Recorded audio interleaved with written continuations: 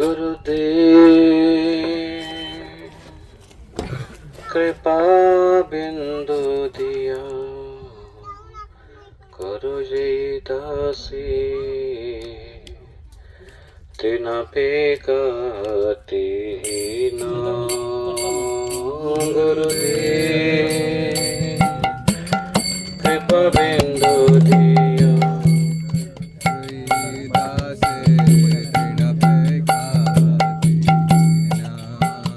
गुरुदेव कृपा बिंदु दिया करो जे दासी तिना पे खाती ना।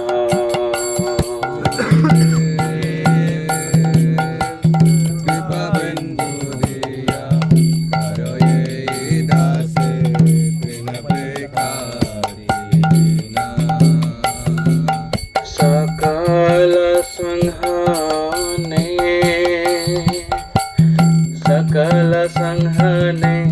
बल दिया कर निज माने सुहाइना। सकल संहाने निज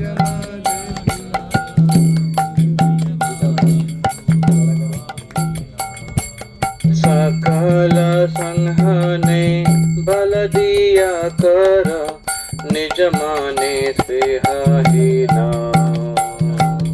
सकल संहाने बल दिया कर निज माने सुहाइना। सकल सम्मान करिते शकति देहनाथ यथ यथ। सकल सम्मान करिते शकति देहनाथ यथायना। तबे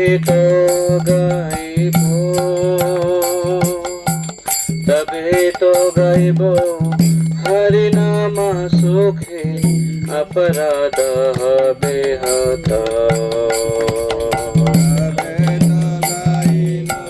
हरि नाम सुखे अपराध कबे न कृपा लभियाए जन कृतार्थ हइबे नाथ।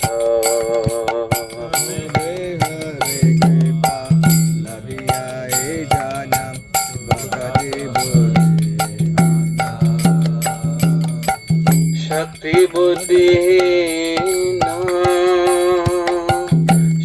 बुद्धिहीन हमें अति दीन कर मोरे आत्मसात।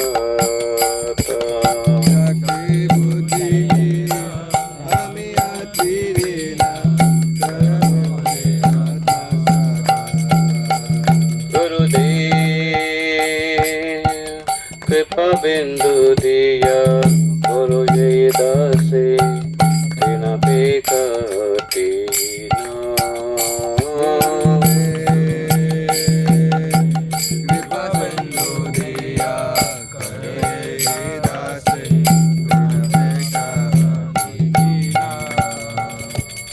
योग्यता विचारे किछु नाई पाए तुम्हार करुणा सारा।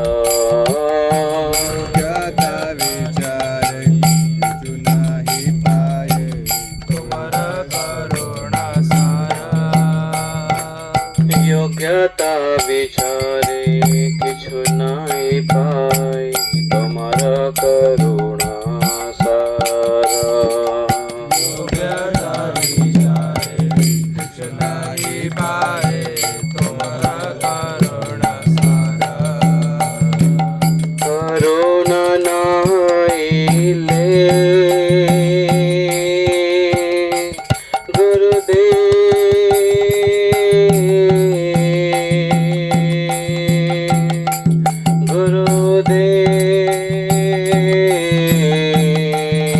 गुरुदेव करुणा नाइले कांदिया कांदिया प्राण न राखिबो।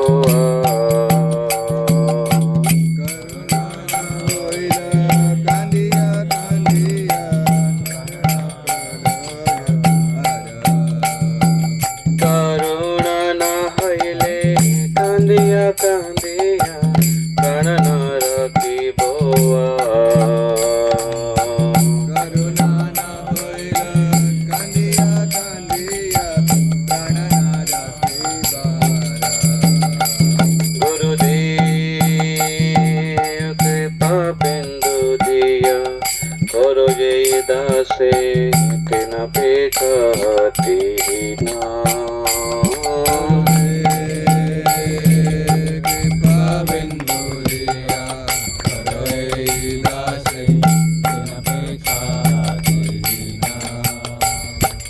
सकल संहाने सकल सहने बल दिया करो निज माने स्पेहाही नाम। सकल संहाने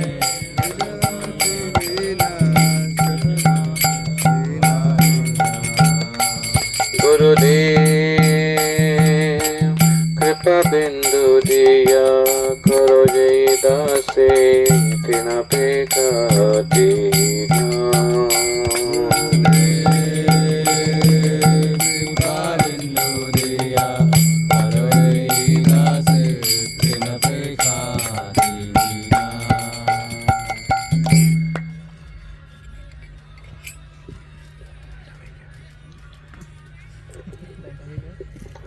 ओम नमो भगवते वासुदेवाय। ओम नमो भगवते वासुदेवाय। ओम नमो भगवते वासुदेवाय। ओम नमो भगवते वासुदेवाय।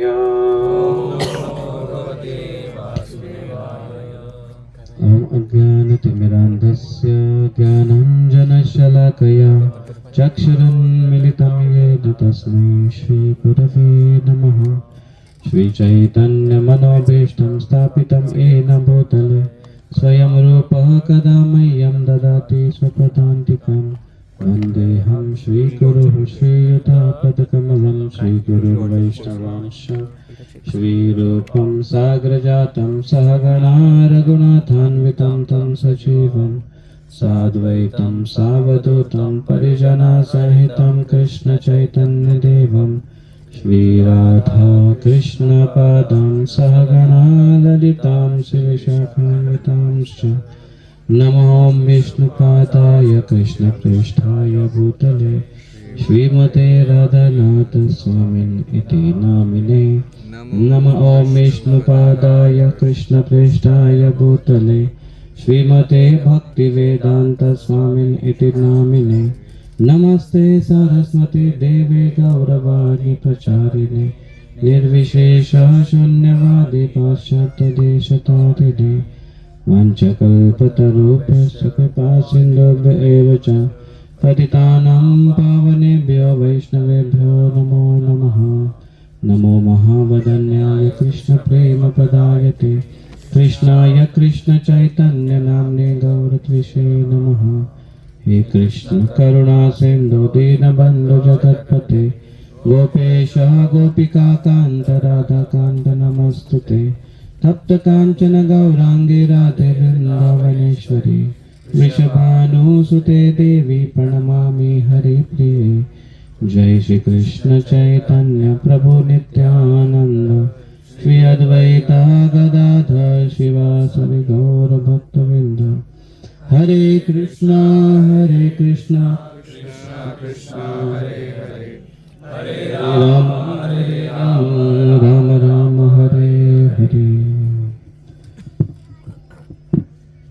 हरे कृष्ण।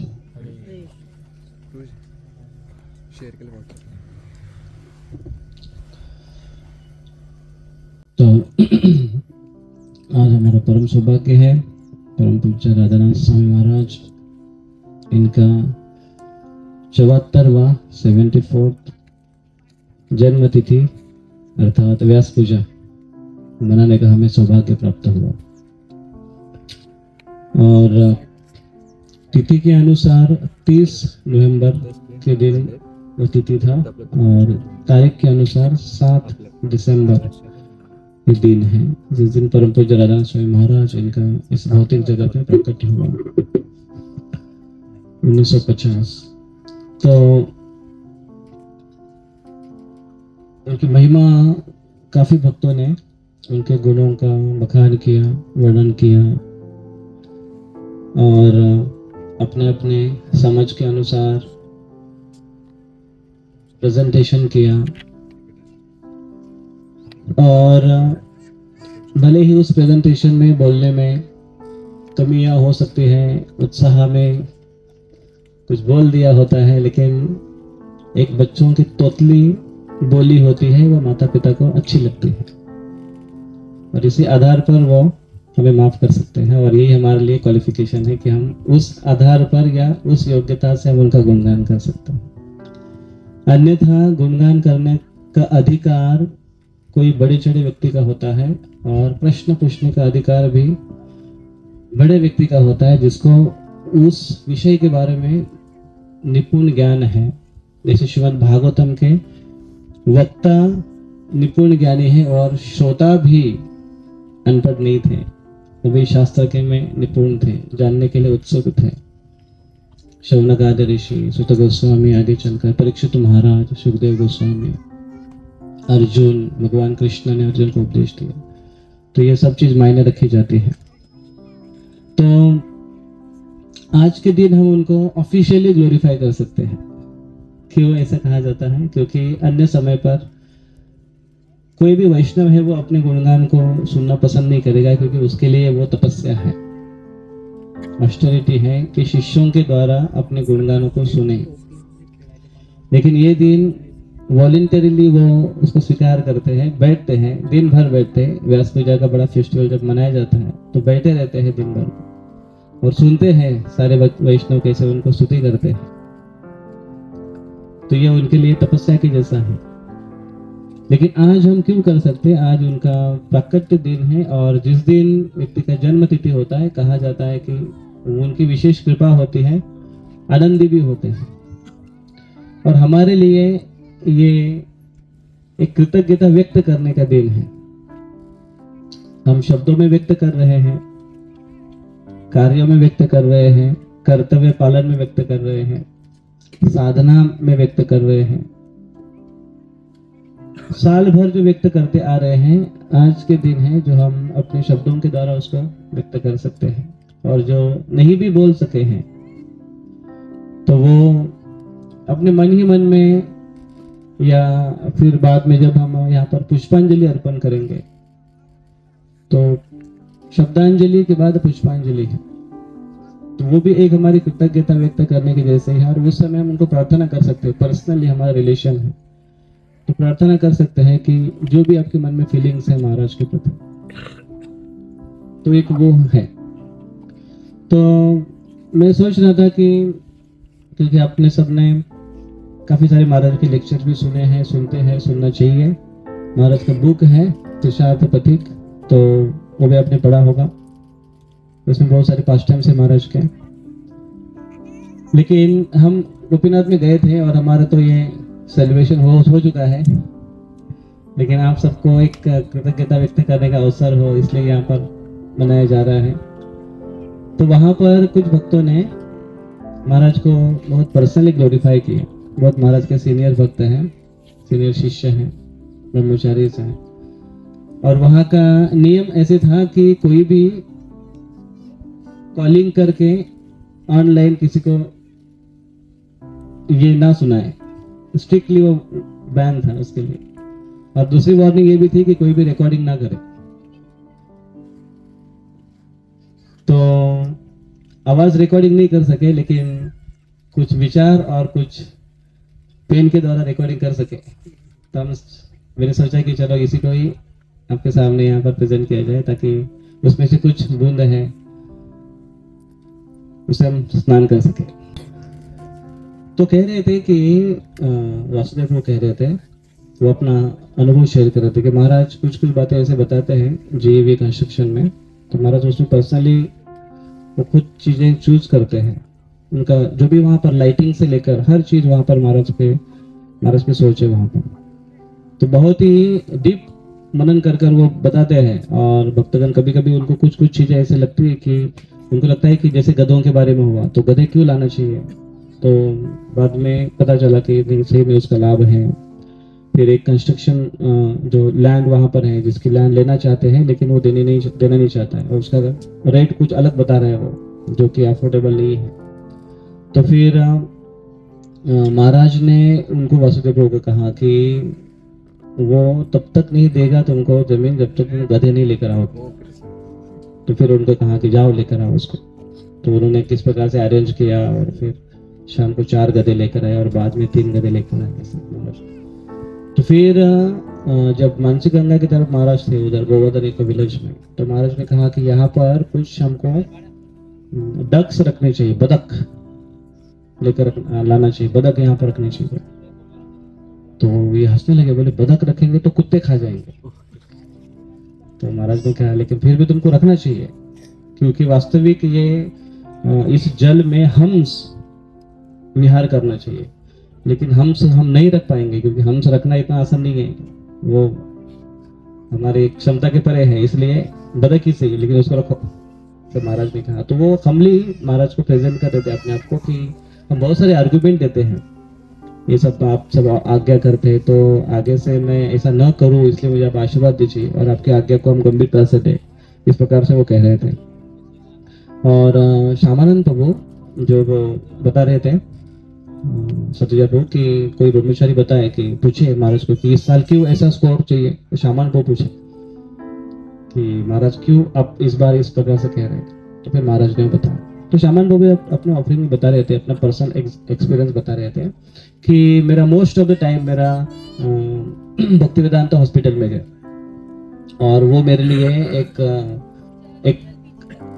भक्ति के लिए मेरा नरिशमेंट का एक स्पॉट बना हुआ, और मुझे वास्तविक वो जगह ने मुझे बचाया, ऐसे बता रहे थे। और केवल मेरा ही नहीं, बाकी भी भक्त हैं, और खास करके जब मैं ट्रांसलेट करता था तो श्रीमद् भागवतम का जो ट्रांसलेशन हुआ है मराठी में, श्यामन प्रभु उनकी टीम है, भगवान प्रभु, रोहिणी कुमार प्रभु, इन्होंने मिलकर किया। और भगवान प्रभु और श्यामन प्रभु भक्ति वेदांत हॉस्पिटल में वहां पर उनको एक ऊपर एक रूम है, वहां पर बैठकर वो ट्रांसलेट कर किया करते थे, एडिटिंग किया करते थे, प्रूफ रीडिंग, सारा कार्य उधर करते थे।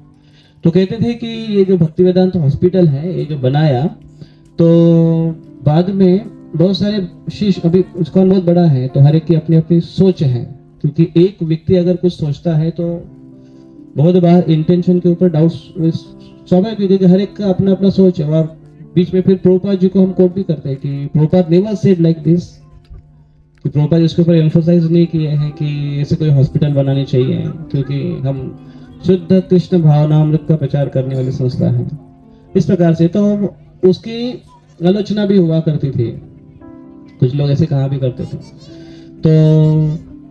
तो श्यामन वो कहते थे कि लेकिन वो स्थान एक ऐसे बना कि वहां पर प्रभुपाद जी के बहुत सारे शिष्य आते हैं और उनको नरिशमेंट मिलता है वहां पर। तो कह रहे थे कि लास्ट कुछ दिन पहले श्री प्रभु वहां पर आए थे और प्रहलाद प्रभु वहां पर आए थे, बहुत सीनियर डिसाइपल्स हैं। तो वो वहां पर आए, उनका ट्रीटमेंट हुआ और उनका अपना रियलाइजेशन था, और वो कह रहे थे कि मेरा बाकी समय पर इतना भाग दौड़ी चलता है, इतना बिजी स्केड्यूल रहता है और इतने रचे पचे हम बाकी चीजों में रहते हैं, लेकिन यहाँ पर आने के बाद मुझे इतना रिलैक्स फील हुआ, और ये जगह, this place has saved my life, ऐसे उनका अपना पर्सनल एक्सपीरियंस था। तो श्यामा भी बता रहे थे कि महाराज जी आपने जो प्रोजेक्ट का निर्माण किया है वो ऐसे शिष्य तक आकर उसका ग्लोरिफिकेशन करते हैं, तो डेफिनेटली ये स्थिति से हटकर नहीं है। तो इसलिए आप भले ही कुछ प्रोजेक्ट देते हैं, कुछ प्लानिंग देते हैं, लेकिन भले ही शुरू में समझने के लिए अगर किसी को वो पॉजिटिवली भले ही ना लो, लेकिन उसका रिजल्ट है वो सबके लिए मीठा रिजल्ट साबित हो रहा है। और श्रुतिकीर्ति प्रभु भी वहां पर आए गोपीनाथ मंदिर में, उनके क्लास भी हुए, तो वो भी फिर अपने ऑफरिंग में बता रहे थे कि प्रभुपाद जी कभी कभी कुछ चीजों में एडजस्टमेंट किया करते थे। तो काफी एडजस्टमेंट की प्रभुपाद जी ने जब प्रीचिंग किया, तो जैसे एक सन्यासी होने के नाते जो चीज नहीं करनी चाहिए थी लेकिन वो कर रहे थे, और उनके समवयस्क या उनके गुरु बंधु उनको क्रिटिसाइज करते थे, आलोचना किया करते थे कि ऐसा कैसे कर रहे हैं व्यक्ति। तो फिर प्रभुपाद जी बता रहे थे, तो प्रभुपाद बताए कि देखो हमारे यहाँ पर प्रोग्राम्स हो रहे हैं और कितने सारे लोग आ रहे हैं और कितने लोग उसको अप्रिशिएट कर रहे हैं, कितने सारे महिलाएं आ रही हैं, और वहां पर देखो केवल विडोज केवल दिखाई देंगे, विधवाएं केवल दिखाई देंगे, और कोई उसको आएगा नहीं, उसको अप्रिशिएट करेगा नहीं, उसको लेकिन हमने सबको एकत्र किया, भक्तों को सबको एकत्र किया, स्त्री पुरुषों को समान हमने स्थान दिया, और इसलिए कितने सारे लोग उसको ले रहे हैं। तो महिला भी आ रही है और इस कार्यक्रम को अटेंड कर रही है, तो अच्छा रिस्पांस है। और प्रभुपाद जी ने कहा हमने केवल एक थोड़ा सा एडजस्टमेंट किया और उसका ये परिणाम निकला, अच्छा परिणाम निकला। तो श्रुतिकीर्ति प्रभु क्योंकि उनके पर्सनल सर्वेंट है तो बता रहे थे, पूछ रहे थे कि तो प्रभुपाद जी कैसे पता चलेगा कि हम एडजस्टमेंट करें और साथ ही साथ प्रिंसिपल को भी ना हम छेड़े, ये दोनों को बैलेंस कैसे हमको करना चाहिए। तो प्रभुपाद जी ने सोचा और प्रभुपाद जी ने कहा कि उसके लिए थोड़ी सी बुद्धि की आवश्यकता है, that takes some intelligence, Prabhupada ji ने कहा। तो श्रुतिकीर्ति प्रभु कह रहे थे महाराज जी को ऑफरिंग देते हुए, वो कह रहे थे कि तो महाराज उसी प्रकार से आपने जो भक्ति वेदांत हॉस्पिटल जो बनाया है वो आपने थोड़ा सा एडजस्टमेंट किया है आपके प्रिंसिपल में, लेकिन उसका आज लाभ पूरा विश्व ले रहा है। देश विदेश से लोग आते हैं और वहां पर ट्रीटमेंट पाते हैं और वो उनके गुणगान गाते हैं, और जिसके कारण इतना सारा टीचिंग हो रहा है। महाराज जी का अभी जो गोवर्धन इको विलेज इतना बड़ा एक प्रोजेक्ट है, वो अपने आप में इतना बड़ा एक प्रीचिंग का हब बन गया है कि कितने सारे लोग वहां पर आते हैं। रोज हर सैटरडे संडे वहां पर इतनी भीड़ रहती है, 5-5 हजार लोग वहां पर आ रहे हैं केवल दर्शन करने के लिए, वहां पर घूमने के लिए। और इतने सारे लोगों को फ्री वहां पर दोपहर का मील प्रसाद मिलता है, और प्रति वृंदावन जो वृंदावन नहीं जा सकते वो वहां पर रहकर उसका लाभ लेते हैं। तो ये मतलब प्रीचिंग के दृष्टिकोण से बहुत ही बेस्ट वो एक प्रोजेक्ट साबित हुआ है, जो कि प्रभुपाद जी की इच्छा थी और इसके अनुसार वो हुआ है, सक्सेस हुआ है। लेकिन उसके बारे में भी कुछ बातें हैं, लेकिन आज देखो उसका फल कैसे हुआ। इसको कहते हैं फले न परिचित, कि जो कार्य हो रहा है और उसका परिणाम क्या हो रहा है वो भी देखना आवश्यक है। तो इस प्रकार से श्यामान प्रभु की जो ऑफरिंग में है, श्रुतिकीर्ति प्रभु भी वहां पर अपनी बात को रख रहे थे और महाराज के दूर दृष्टिकोण को वो वहां पर बता रहे थे। तो महाराज का एक दूर दृष्टिकोण ही यहाँ पर वो समझा रहे थे। और ब्रज बिहारी प्रभु काफी सारी ऑफरिंग दी उन्होंने, और बोल रहे थे तो बाद में उनको आयोजकों को थोड़ा सा रोकना पड़ा उनको। लेकिन वो जो महाराज को ग्लोरीफाई कर रहे थे उसमें वो महाराज की सहनशीलता के बारे में बता रहे थे कि महाराज आप कैसे वृंदावन में हैं, और कुछ साधु आपको खिचड़ी अर्पण करना चाहते थे और उनकी बड़ी इच्छा थी और आपने फिर भी उसको स्वीकार किया, लेकिन बहुत स्पाइसी थी, बहुत तीखी थी, लेकिन फिर भी आपने उसको स्वीकार किया। आपकी आंखों से आंसू आ रहे थे और उनको लग रहा था कि देखो मेरी खिचड़ी इतनी अच्छी लगी कि ये भाव विभोर होकर रो रहे हैं, और वो आपको और देना चाह रहे थे, लेकिन आप फिर अंत में आपने आखिर ना करके फिर भी उन्होंने डाला, तो किसी प्रकार से आपने उसको भी समाप्त कर दिया।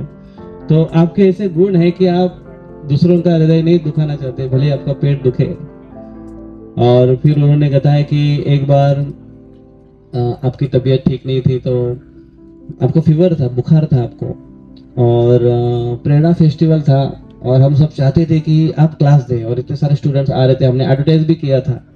और आपने समय पर बोला कि तो गौरांग प्रभु मुझे लेकर आए आपके रूम में, और गौरांग प्रभु ने कहा कि महाराज जी आपका अगर तबीयत ठीक नहीं तो कोई बात नहीं, आप बिल्कुल स्ट्रेस न करें, हमारे पास क्लास देने के लिए प्रवचन का रेडी है। और गौरांग प्रभु ने मेरे तरफ इशारा किया, बोले ये है, बोले ये प्रवचन देगा। और ब्रज बिहार प्रभु कह रहे थे कि मैं तो बिल्कुल रेडी नहीं था और महाराज के बिहार मुझे देना है, तो मैंने कहा नहीं मैं कैसे दे सकता। तो फिर वो कह रहे कि मैं बार वो चेक कर रहा था उनके पर्सनल सर्वेंट को पूछ के कि महाराज का तबीयत अभी कैसा है, महाराज का तबीयत अभी कैसा है, क्योंकि वो जैसे ही डेट नजदीक आ रही थी और समय नजदीक आ रहा था। तो फिर अंत में पता चला लास्ट में कि महाराज की तबीयत अभी भी ठीक नहीं है। तो फिर ब्रज बिहार प्रभु कह रहे थे कि मैं थोड़ा टेंशन में था, अभी क्लास मुझे देना पड़ेगा। और इतने में महाराज ने हॉल में एंट्री किया और महाराज लेक्चर देने के लिए आ गए। तो ये देखकर सबको इतना आनंद हुआ, और सबसे ज्यादा वो कह रहे कि सबसे ज्यादा मुझे आनंद हुआ कि महाराज आ गए, अभी चलो महाराज अभी क्लास देंगे। और महाराज ने बैठा और घंटों महाराज ने ऐसा जोरदार क्लास दिया, वहां पर सारे बच्चे खुश हो गए। और फिर सबसे मिल रहे थे वो और सबसे बात कर रहे थे, और ऐसे करते करते लास्ट में लेट नाइट हुआ था और फिर लोग सब चले जाने के बाद वो ब्रज बिहार को कह रहे थे कि मैं उनके सामने आया और महाराज ने मुझे गले लगाया। और लेकिन जब महाराज ने मुझे गले लगाया तो मैंने फील किया कि महाराज का शरीर इतना गर्म है। तो हम लोग वो कह रहे थे कि मैंने महाराज को पूछा कि महाराज आप इतना फीवर होने के बाद भी आपने क्लास दिया। तो महाराज ने कहा कि आप सबको संतुष्ट करने के लिए मैं 1000 बार भी मरने के लिए तैयार हूँ। तो महाराज के यहाँ पर सहनशीलता और भक्तों से प्रेम।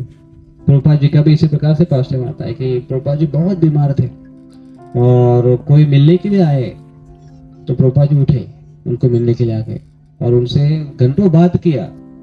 और फिर वो गेस्ट आए थे, कुछ स्पेशल गेस्ट थे, और बाद में वो सब चले गए और प्रभुपाद जी रूम में थे। फिर वो चले गए जैसे ही चले गए और महाराज प्रभुपाद जी जैसे पीछे मुड़े और प्रभुपाद जी सडनली कोलैप्स हो गए, नीचे गिर गए। तो उनको शिष्यों को उनको उठाना पड़ा, उठाया और लेकर आए। बोले प्रभुपाद जी इतना क्या हो गया? तो देखा प्रभुपाद जी का हेल्थ पूरा डाउन था। तो फिर प्रभुपाद जी को पूछा कि फिर उस समय आपके अंदर वो एनर्जी कहाँ से इतनी आई थी? आप ऐसे बात कर रहे थे कि जैसे कि आप एकदम फिट हैं। तो वो कैसे अपने आप को स्ट्रेस करते हैं और टीचिंग में अपना जो कंफर्ट है वो कैसे त्याग देते हैं, उसके प्रति उनका ध्यान भी नहीं रहता है। इसके बारे में वो समझा रहे थे। और वो बता रहे थे कि एक छोटी सी लड़की थी, कांग्रेगेशन की एक छोटी लड़की, और वो आती थी जब भी महाराज दिखे तो भागते भागते आती थी और महाराज को ऐसा एम्ब्रेस करती थी। छोटी सी लड़की थी तो महाराज के चरणों को ऐसा पकड़ती थी। बच्चों का फायदा है, मतलब बच्चों होने से फायदा है वो कि कहीं पर भी घुस जाते हैं और तुरंत जाकर महाराज के चरणों को पकड़ लेते हैं। तो वो जाकर महाराज के चरणों को लिपट जाती थी और महाराज उसको सर पर ऐसा कुछ करते थे। तो उनको बड़ा अच्छा लगता था, बड़ा अच्छा फील होता था। फिर वो थोड़ी सी बड़ी होने लगी तो फिर महाराज के पास फिर से ऐसे भागते भागते आती थी और अभी ऐसा लपेटने के लिए जाती थी, आलिंगन करने जाती, तो महाराज उसको ऐसा उसके सर पर ऐसा पकड़ते थे और सर पर ऐसा करते थे और उसको ऐसा धीरे से ऐसा पुश करते थे। तो कह रहे थे धीरे से ऐसा पुश करते थे। तो वो कह रही थी कि उस समय भी मुझे वही फील हुआ, जब मैं महाराज को ऐसा लिपटती थी तब मुझे फील होता था, अभी भी मुझे वैसे ही फील हो रहा है। तो उसके बाद फिर वो थोड़ी थोड़ी और बड़ी हो रही है लड़की। तो फिर वो कह रही थी कि मैं थोड़ा और बड़ी हो गई तो फिर मैं जाती थी महाराज के पास, महाराज को आलिंगन करने के लिए, महाराज के चरणों को पकड़ने के लिए। तो तब महाराज अभी केवल अपनी जप माला लेते थे और मेरे सर पर ऐसा करते थे, ऐसा गल मारते थे और महाराज को हंसते थे। और फिर अभी थोड़ी बड़ी हो गई, ज्यादा बड़ी हो गई, 20 साल के आसपास। तो फिर जब वो महाराज को मिलने के लिए जाती थी तो महाराज उसको दूर से इस प्रकार से हरे कृष्णा कर ऐसा प्रकार से उनको अभिवादन करते थे। तो वो कहते थे कि उस समय बदलते गया और व्यवहार भी बदलते गया, लेकिन उनकी जो महाराज के प्रति जो रेसिप्रोकेशन है और फीलिंग्स है, आदान प्रदान है, वो कह रहे थे कि मुझे वो सेम उस प्रकार से महसूस होता है। तो दोनों तरफ से वो बहुत अंडरस्टैंडिंग बहुत महत्वपूर्ण है, क्योंकि समय के अनुसार वो चीजें बदलती जाएगी, लेकिन वो जो महसूस करने की जो बात है, आदान प्रदान है, वो उसी प्रकार से सेम रहा, वो कह रहे थे। और वो फिर लास्ट में कह रहे थे कि निगड़ी में महाराज एक बार क्लास दे रहे थे और वो क्लास में ब्राह्मण पत्नियों के बारे में वो कथा कर रहे थे। और वो छोटे छोटे जो बालक है, कृष्ण ने उनको भेजा है कि जाओ वो ब्राह्मणों के पास जाओ और कुछ लेकर आओ खाने के लिए, आपको भूख लगाए तो उनको जाकर बोलो कि हम लोग यहाँ पर है, मैं भी यहाँ पर हूँ, कृष्ण है, बलराम है, ऐसा बोलो और वो दे देंगे। और फिर वो गए बच्चे गए उधर और यज्ञिक ब्राह्मण थे, यज्ञ में बहुत बिजी थे। उनको पूछा कि कृष्ण है, बलराम है, हम भी है, हमको भूख लगी है, कुछ आप दोगे? यज्ञ के लिए बहुत कुछ लाया है, थोड़ा दे दो, हम बच्चे हैं, बच्चों को तो दे सकते हैं। तो वो ब्राह्मणों ने बिल्कुल ध्यान भी नहीं दिया कि वो आए हैं, ऐसा बोलकर उन्होंने निग्लेक्ट कर दिया उनको। और फिर वो कृष्ण के पास आए तो कृष्ण ने कहा कि कोई बात नहीं, मायूस मत होना, घर पर जाना उनको, जब बाहर नहीं मिलता है तो घर पर जाओ। और घर पर उनकी पत्नियां हैं, वो बड़े अच्छी भक्त हैं, उनको बोलो वो दे देंगे। और उनको जाकर बताया तो वो पत्नियां देने की तो छोड़ दीजिए, उन्होंने जितना बना था पूरा उठाया और कृष्ण जहाँ है वहां पर लेकर भागने लगे कृष्ण को देने के लिए। तो महाराज कह रहे थे वहां पाष्टा में बड़े मग्न थे, और महाराज ने कहा कि वो ब्राह्मणों के लिए कृष्ण ने बच्चों को, उनके दोस्तों को भेजा था कि जाओ और उनको सेवा का मौका दो, और ब्राह्मणों ने उनको एक्सेप्ट नहीं किया। तो उन्होंने कहा कि उस प्रकार से मैं भी यहाँ पर आया हूँ, प्रभुपाद जी ने मुझे भेजा है, आप मुझे उस ब्राह्मणों के जैसे निग्लेक्ट मत करना, इस प्रकार से वो कह रहे थे। तो बाद में गौरांग प्रभु का ऑफरिंग गौरांग प्रभु बता रहे थे, उनके ऑफरिंग में उन्होंने 2 पॉइंट को बहुत अच्छे से बैलेंस किया। वो बता रहे थे कि महाराज की नम्रता के बारे में, ह्यूमिलिटी एंड महाराज के कुछ स्पेसिफिक ऐसे कुछ डिस्क्रिमिनेशन है महाराज का, उसके बारे में बता रहे थे। और वो कह रहे थे कि महाराज के क्लासेस में और महाराज के जेस्चर में, व्यवहार में हमारे आईआईटी की धज्जियां उड़ा देते थे महाराज। तो गौरांग प्रभु आईआईटी से है, और एक बार कुछ हमारे स्टूडेंट्स आए थे और क्लास हुआ, क्लास के बाद महाराज से मैं मिलवाना चाहता था कि महाराज आईआईटी कुछ स्टूडेंट्स हैं ऐसा। तो जनरली हम लेकर आते हैं ना अपने बच्चों को, तो ऐसा लगता है कि देखो मैं इतनों को लेकर आया ऐसा, तो आईआईटी कुछ स्टूडेंट्स हैं। तो महाराज बोले अच्छा ओके ठीक है, और फिर महाराज नहीं मिले, दूसरी जगह चले गए और कुछ करने के लिए चले गए। तो फिर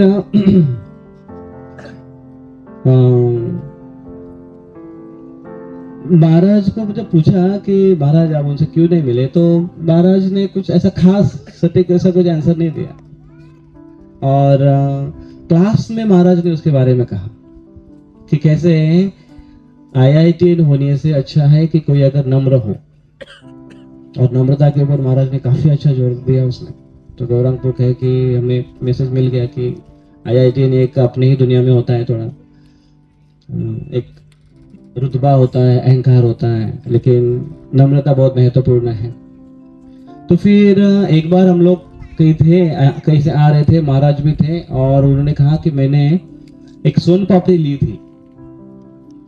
2 प्रकार के सोन पापड़ी रहते, एक सूखी रहती है और एक गीली रहती है। गीली रहती है वृंदावन में आपने खाई होगी गिरिराज की, कुछ सूखी सोन पापड़ी होती है। तो ड्राई सोन पापड़ी थी, तो उन्होंने दिखा ली और उन्होंने कहा महाराज को, गौरांग प्रभु ने, कि महाराज आप लेना चाहेंगे। तो लेकिन ये ड्राई सोन पापड़ी है। तो महाराज ने कहा कि आपको ड्राई पसंद है? तो उन्होंने कहा यस महाराज मुझे ड्राई पसंद है। तो महाराज ने कहा मुझे ड्राई पसंद नहीं, मुझे गोवर्धन की वो जो घी से बनी जो वेट है वो ज्यादा पसंद है। और महाराज ने कहा कि वैसे भी तुम्हें ड्राई पसंद आएगी क्योंकि तुम आईआईटी से एक ड्राई स्पेकुलेटर के जैसे हो, तो इसलिए तुम्हें वो पसंद नहीं आएगी। तो आईआईटी का काफी महाराज ऐसा थोड़ा चूरा चूरा करते था। और फिर उन्होंने दूसरा पॉइंट बताया कि महाराज का इसमें एम्फसाइज ये है कि कैसे नम्रता बहुत महत्वपूर्ण है। और वो कह रहे थे कि कंस्ट्रक्शन में अभी हम जीवी में है, तो गौरांग प्रभु डायरेक्टर है वहाँ के, तो हर बारीक बारीक चीजों को गौरांग प्रभु को बताते हैं। और गौरांग प्रभु कहते थे कि जब महाराज का कभी कॉल आता था कुछ भक्तों को कि महाराज ने बुलाया, तो बड़े खुश होते थे कि अरे महाराज बुला रहे हैं, तो definitely there will be some special mercy, Maharaj का पर्सनल एसोसिएशन कुछ महाराज कहेंगे।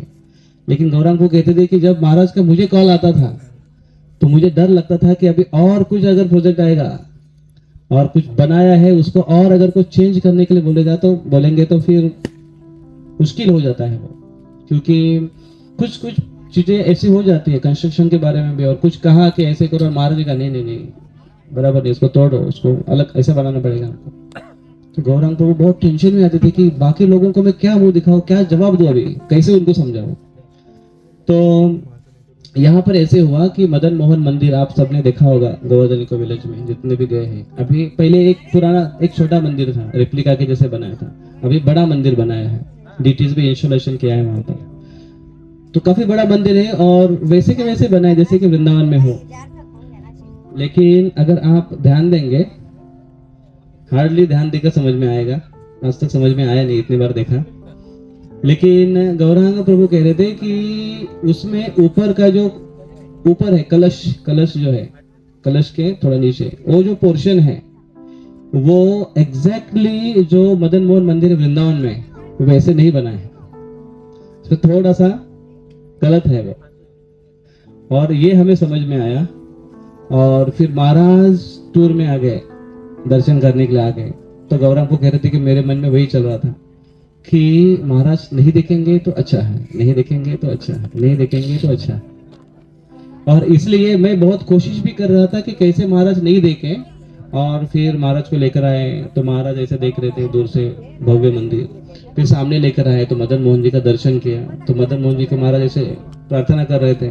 प्रार्थना करने के बाद उनको मैं जितना हो सके कोशिश कर रहा था कि थोड़ा ऐसा पीछे से ऐसा जल्दी जल्दी लेकर जाऊं, ताकि महाराज इधर ही नीचे ऐसा देखे, नीचे का फ्लोरिंग देखे। ऐसा करते करते मैं कोशिश कर रहा था ऐसे घुमाते घुमाते घुमाते, लेकिन ऐसे देखते देखते महाराज ने जब ऐसी नजर की, तब गौरव को कह रहे थे कि जब से ऐसी नजर की तो मेरा टेंशन बढ़ गया और हार्ट बीट्स भी मेरे बढ़ गए कि अभी महाराज क्या कहेंगे। और महाराज बार बार ऐसे देख रहे थे, चल रहे थे अगर बार बार ऐसे देख रहे थे। और उस समय महाराज ने नहीं बताया। और महाराज जब इसे घूम कर आ गए और फिर दूसरे समय जब महाराज ने गौरांग को बुलाया, तब उन्होंने कहा कि वो जो मदन मोहन का जो ऊपर का पार्ट है वो वृंदावन के मदन मोहन मंदिर के जैसे नहीं बना है। तो गौरांग ने कहा हाँ यस महाराज, तो उसको तोड़ के नया बनाना पड़ेगा। तो बोले नहीं महाराज अभी पॉसिबल ही नहीं है, अभी अगर उसको चेंज करे तो मतलब वो अभी नहीं हो पाएगा। ऐसा कर कर महाराज से उन्होंने बहुत रिक्वेस्ट की, प्रार्थना की। तो महाराज बोले ठीक है कोई बात नहीं। और फिर वो नहीं हुआ।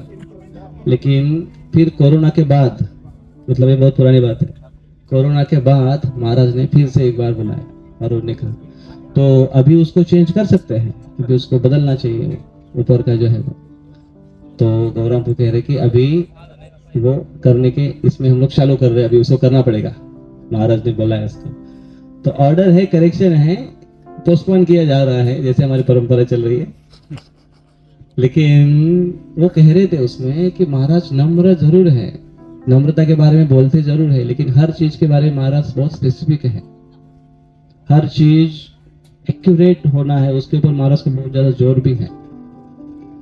स्पेसिफिक अगर नम्र है तो इसका मतलब ये नहीं कि कुछ भी है चलो चल जाएगा, चला दो, ऐसा नहीं है। तो हर चीज के बारे में महाराज का पर्सनली ध्यान है, ऐसे बता रहे थे। तो ये भी बहुत महत्वपूर्ण है, तभी संस्था है वो अच्छे से सही मार्ग में जा सकती है, अदरवाइज नहीं तो केवास हो जाएगा। और फिर बाकी भक्तों ने कुछ ऑफरिंग्स देने के बाद महाराज बताएं, कुछ महाराज का क्लास हुआ तो महाराज कुछ पॉइंट्स बताएं, थोड़ा बोले महाराज, लेकिन उन्होंने कहा कि अपने बारे में बताना शुरू किया उन्होंने कि कैसे मैं क्रॉस मैदान में पहले आया था, बेगर के जैसे घूम रहा था और कॉलेज छोड़कर निकल गया था, और फिर यहाँ पर आया तो क्रॉस मैदान में प्रभुपाद जी मिले और उनका दर्शन हुआ। तो उसी समय फिर मुझे मन में लगा कि प्रभुपाद जी मेरे गुरु होने चाहिए। इस प्रकार से वो बता महाराज ने शुरू किया, महाराज इस प्रकार से बता रहे थे। और फिर बाद में प्रभुपाद जी फिर वहां से चले गए और फिर बाद में महाराज प्रभुपाद जी का फिर से एक बार इंटरेक्शन हुआ फॉरेन में, और फिर उन्होंने अपना जीवन प्रभुपाद जी के चरणों में समर्पित करने का निर्णय ले लिया, परम पूज्य राधानाथ स्वामी महाराज जी। और फिर क्योंकि उनको वो वृंदावन में इतने साल रहे थे महाराज जी, तो उनको वृंदावन में रहने की बड़ी इच्छा थी। और इसलिए क्योंकि इस वृंदावन में नहीं रह सकते हैं, तो महाराज कह रहे थे कि 1972 में मैं न्यू वृंदावन में चला गया, वेस्ट वर्जीनिया अमेरिका, और वहां पर 11 साल रहकर सेवा किया। लेकिन उनकी बड़ी इच्छा थी कि वृंदावन आए। तो श्वेतकीर्ति प्रभु भी वहां पर रहा करते थे और वो कह रहे थे कि श्वेतकीर्ति प्रभु बहुत अच्छा कुकिंग करते थे, और श्वेतकीर्ति प्रभु बता रहे थे वहां पर कि हाँ मैं कुकिंग करता था और आप मुझे असिस्ट करते थे। और महाराज कह रहे थे कि हाँ आप बड़ा बड़ा कुकिंग करते थे और बर्तन को बहुत जलाते थे और फिर उस कप को मैं रगड़ रगड़ कर साफ करता था, ऐसा वहां पर वो बता रहे थे। और दोनों वहां पर सेवा करते थे, दोनों भी श्वेतकीर्ति प्रभु भी उस समय ब्रह्मचारी थे, आश्रम में दोनों थे। और फिर प्रभुपाद जी वहां पर आया करते थे। तो फिर उसके बाद कुछ समय के बाद उनकी सेवा चेंज हो गई और उनकी बड़ी इच्छा थी कि प्रभुपाद जी के संग में रहना, प्रभुपाद जी के साथ में रहना। तो वो प्रभुपाद जी के पर्सनल सर्वेंट बन गए और चले गए वृंदावन प्रभुपाद जी के साथ। और महाराज जी कह रहे थे कि मैं अकेला रह गया और मैं इतना मन में प्रार्थना कर रहा था कि मुझे भी वृंदावन जाना है, क्योंकि वृंदावन जाने के लिए ही उधर नहीं मिल रहा है। तो मैं न्यू वृंदावन में आया था सेवा करने के लिए। तो 11 साल सेवा करने के बाद तो फिर वो कह रहे थे कि फिर मैं एक दिन बहुत डेस्परेट होकर राधा वृंदावन चंद्र के सामने जाकर प्रार्थना करने लगा। वहाँ के जो डीटीज है उनको प्रार्थना करने लगा कि मुझे वृंदावन जाना है भगवान, प्लीज मेरी इच्छा पूरी करो और मुझे वृंदावन जाना है। ऐसे वो डेस्परेट होकर प्रार्थना कर रहे थे। और महाराज जी कह रहे थे कि वो प्रार्थना करते समय मेरे मन में एक थॉट्स कहीं से आया, विचार आया। क्या विचार आया कि तुम वृंदावन क्यों जाना चाहते हो, क्योंकि तुम्हें लगता है वृंदावन जाना चाहिए इसलिए, या तुम्हारे गुरु महाराज चाहते हैं इसलिए। ये जब मेरे मन में विचार आया, ऐसा बता रहे थे महाराज जी, तो फिर मैं सोचने लगा उसके ऊपर कि सही में मैं वृंदावन क्यों जाना चाहता हूँ, जाकर मैं किसको संतुष्ट करना चाहता हूँ। और तो महाराज का एक बहुत सुंदर स्टेटमेंट है, while changes the place you may get happiness but not shelter। जगह बदल कर हम भले ही थोड़ा आनंद प्राप्त कर सकते हैं लेकिन आश्रय कभी प्राप्त नहीं कर सकते। इसलिए सेवा ये हमारा आश्रय है। ये महाराज वहां पर अपना अनुभव बताते हैं और इसलिए मैं वहां पर 11 साल तक रहा, महाराज कह रहे थे, और वहां पर सेवा की। और वहां की बहुत सारी तपस्या थी, वहां पर बहुत सारी तपस्या है।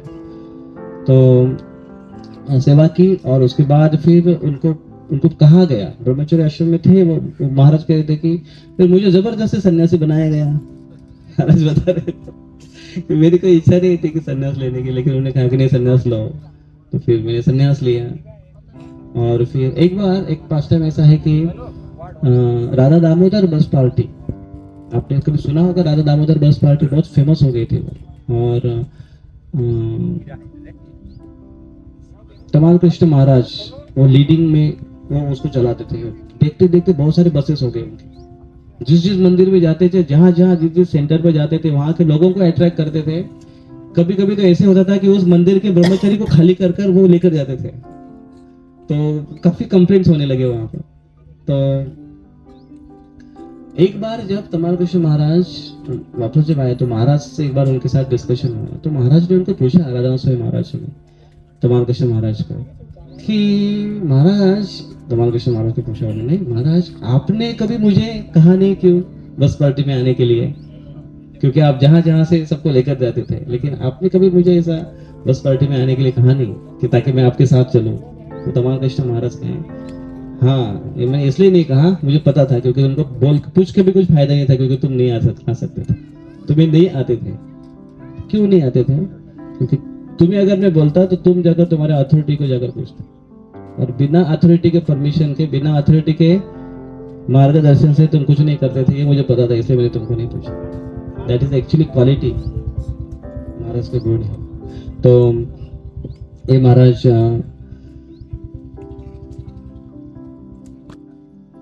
तो महाराज कह रहे थे कि मैं वहां पर रहा और काफी समय तक मैंने वहां पर सेवा की, और मुझे फिर बताया गया कि जाकर सन्यास लो, तो फिर सन्यास ले। और फिर भारत में मुझे भेजा गया, खास करके इधर राधा गोपीनाथ मंदिर में। तो फिर मैं वहां पर आया, और जहां भी गए महाराज, जो प्रोजेक्ट में महाराज गए वहां पर वो इस प्रकार से सेवा किए कि वहां पर प्रोजेक्ट में फ्लरिश हुआ, आगे बढ़ रहा था। और अभी भी महाराज राधा गोपीनाथ मंदिर में जब आए तो वहां पर भी बहुत सारे प्रॉब्लम्स थे। पहले मतभेद था, मन मुटाव था, ब्रह्मचर्य में, कांग्रेगेशन में बहुत भेद था, लेकिन महाराज ने सबको एकत्र लाकर आज राधा गोपीनाथ ही मंदिर नहीं केवल, लेकिन उनके ब्रांचेस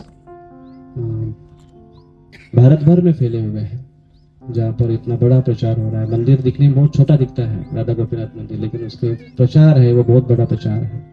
तो इस बार के वो प्रोग्राम में एक फोटो जैसा बनाया था उन्होंने, जो दृश्य ऐसा बनाया था कि एक पेड़ बनाया था उन्होंने, और ट्रंक है उसको गोपीनाथ जी का, राधा गोपीनाथ का फोटो लगाया था। और उन्होंने कहा कि वो महाराज को बताया, जैसे महाराज आए तो, कि महाराज ये पेड़ है, ये राधा गोपीनाथ का पेड़ है, और उसकी ट्रंक ये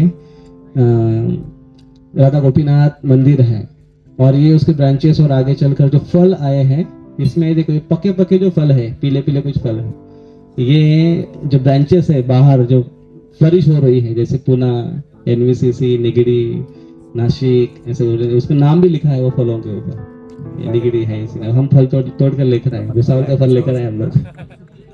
तो जो हरे हरे फल थे वो छोटे छोटे सेंटर्स हैं, तो बोले ये अभी पकने की इसमें है, अभी धीरे धीरे पक जाएंगे, लगे हुए हैं। तो उसमें से जो सेंटर्स है उस सारे के फल लगे हुए थे, भुसावल का फल लेकर आए इधर। तो अभी उसको राइपन करना है, उसको पकाना है, तो पकाने के लिए कनेक्ट रहना आवश्यक है बड़े फल से।